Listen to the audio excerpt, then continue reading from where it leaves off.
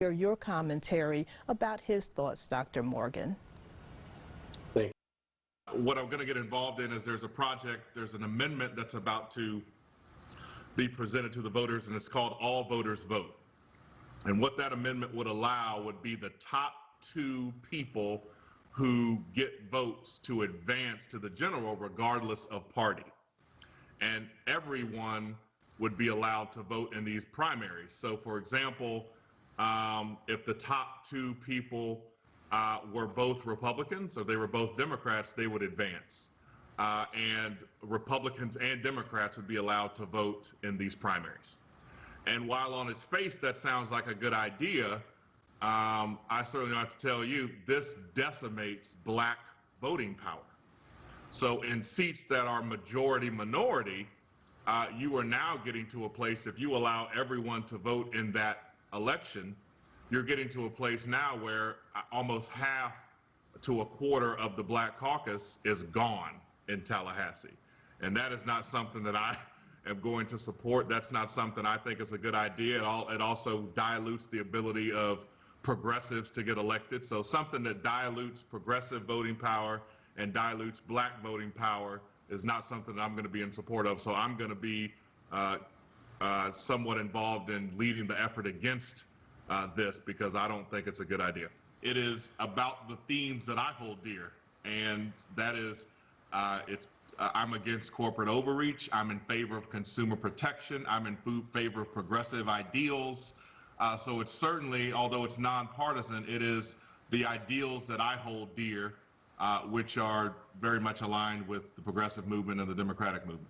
And I certainly don't want to see the voting power of black people in their districts diluted. For example, the seat that Wingate Newton holds, if this were to pass, someone that looks like Wingate Newton's not going to hold that seat. And so I don't think that, particularly in these times with what we've got going on, we need diverse membership up in the Tallahassee legislature, and so that's what I'm going to try to make sure. That one of the other issues that we're working on at People Over Profits is something called surprise billing. So if you have an emergency and have to go to the emergency room, that may not be in your network. You may be in a hospital that's not covered by your insurance, and so what happens is the insurance company and the emergency room physician get in a big fight. They can't agree on what that out-of-network emergency room should charge. The insurance company then sends you a humongous bill, and you get that in the mail, and you say, oh my goodness, what am I supposed to do with this? Well, what ought to happen is that you, as the consumer, shouldn't be in that fight. The fight should be between the insurance company and the emergency room. So we're trying to advocate for legislation that would mandate they figure it out, essentially. They have an arbitration process, or they have some sort of process that they figure it out without getting you in the middle of it. And so that was an issue back in 2008 when I was the insurance consumer advocate, and it's still an issue now. And one of the leading causes of bankruptcy in this country, unfortunately, is medical bills, and it's health related.